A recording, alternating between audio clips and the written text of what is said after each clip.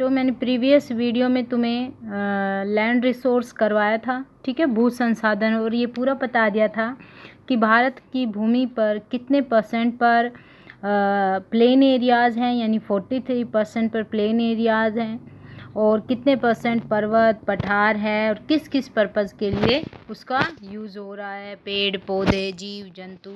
ठीक है, तो आज जो टॉपिक है वो मेरा ये वाला टॉपिक है, ये लैंड भू उपयोग। अब इसमें क्या है, एक बड़ा क्वेश्चन आता है, और क्वेश्चन की सेंस क्या होती है कि भारत में जो भू उपयोग किस किस प्रयोजन के लिए किया जाता है उसका वर्णन कीजिए। अब जो बच्चों, इसमें एक्सरसाइज में भी शायद बड़ा क्वेश्चन है ये वाला, तो आप है ना इस क्वेश्चन को सबसे पहले इसके सेंस को समझो। भू उपयोग, भू का मतलब क्या होता है, भूमि। भू का मतलब क्या हो गया, भूमि। उपयोग मतलब यूज़, कि भूमि का उपयोग किस किस पर्पज़ के लिए किया जाता है। एक बार आप चारों ओर नज़र डाल के देखोगे तो कहीं पर आपको क्या दिखाई देगा, पेड़ पौधे। कहीं पर क्या दिखाई देंगे, गेहूँ सरसों, जो भी क्रॉप्स, सीजनल क्रॉप्स होती हैं वो ग्रो होती हैं। ठीक है, कहीं पर क्या दिखाई देगा, सड़क, रेल, फैक्ट्रियाँ दिखाई देंगी। तुम्हारे बावल एरिया में फैक्ट्रियाँ हैं तो काफ़ी फैक्ट्रियाँ दिखाई देंगी।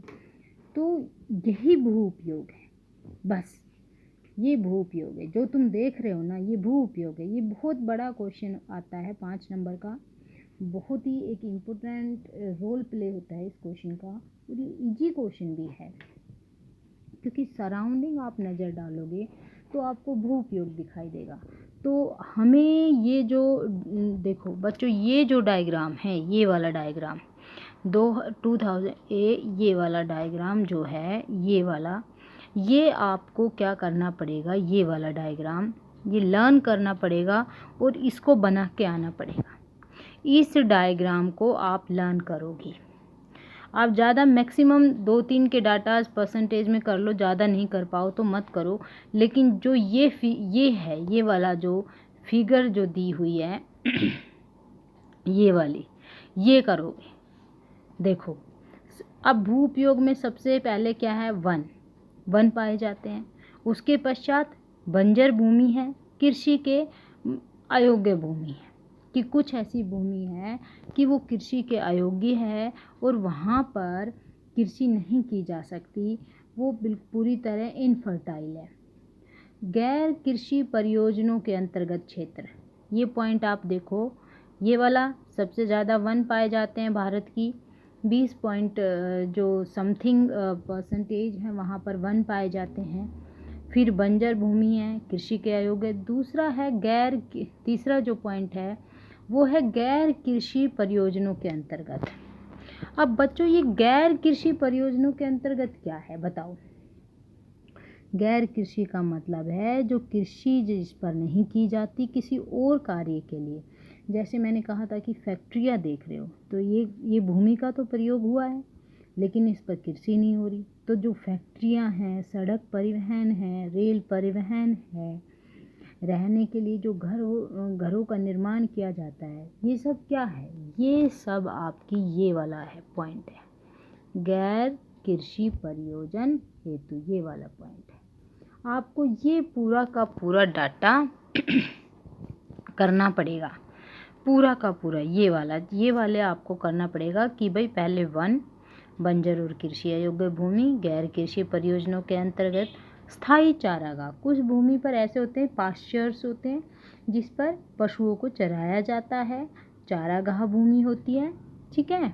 और कुछ ऐसी होती है जिन पर विविध वृक्ष, फसल और उपवन, बाग वगैरह जो होते हैं ना, उनके अंतर्गत, ठीक है। अब आगे कह रहा है, ये क्या कह रहा है, आगे कह रहा है कि कृषि योग्य भूमि, ये वाला पॉइंट अब हम करेंगे, कृषि योग्य बंजर भूमि, कि ऐसी भूमि जो कृषि योग्य है परंतु वो बंजर भूमि है, उस पर कृषि की जाती है पर किसी कारणवश से वो खाली पड़ी हुई है। लेकिन अगर उसमें हम फर्टाइल वगैरह डालें, वो फर्टिलाइज़र्स वगैरह डालें और उसे इरिगेशन की प्रॉपर हमारे पास सिस्टम अवेलेबल हो तो उस पर कृषि की जा सकती है। परती भूमि वो होती है जो खाली पड़ी हुई भूमि है, ठीक है। इसमें दो तरह की भूमि होती है, परती भूमि में दो तरह की। परती का मतलब होता है जो खाली पड़ी हुई है, ये वाला पॉइंट, ये वाला परती भूमि और वर्तमान, दो तरह की। एक तो पुरातन परती यानी पुरानी परती भूमि, और दूसरा क्या है वर्तमान परती भूमि। पुरातन परती भूमि क्या होती है, जो बहुत प्राचीन समय से, जिसको 5 साल हो गए काफ़ी समय से वो खाली पड़ी है, उस पर कृषि नहीं की जा रही, हम उसको कहेंगे पुरातन परती भूमि। और जो वर्तमान समय में कुछ समय के लिए खाली पड़ी है, जैसे कि अभी कौन सा सीज़न है, बाजरे, जो खेतों में बाजरा की जो क्रॉप है उसको बोया जाता है, लेकिन सारी जो लैंड पर नहीं उगाया जाता, किसी किसी पर उगा रखा है, कोई खाली पड़ी है, तो खाली पड़ी वाली को हम क्या कहेंगे, ये कहेंगे वर्तमान परती भूमि, वर्तमान। और जब रबी क्रॉप आएगी ना अक्टूबर नवंबर में, तो उसमें गेहूं वगैरह ग्रो कर देंगे, तो वो फिर परती भूमि नहीं रहेगी। और शुद्ध बोया गया क्षेत्र वो होता है जिस पर वास्तविकता में कृषि की जा रही है। प्यारे बच्चों, ये डायग्राम जो है ये तुम्हें याद करना है, ये वाला डायग्राम, इसके मोटे मोटे डाटा तुम्हें याद करने हैं। ये जो क्षेत्र है, ये वाला देखो, सबसे मैक्सिमम जो क्षेत्र है वो शुद्ध बोया गया क्षेत्र है, ठीक है। सबसे ज़्यादा जो क्षेत्र है वो शुद्ध बोया गया क्षेत्र है। देन वनों के, फॉरेस्ट वगैरह, पुरातन, ये सारी फिर आपको थोड़ा थोड़ा करना है। ये डायग्राम बहुत इंपॉर्टेंट है।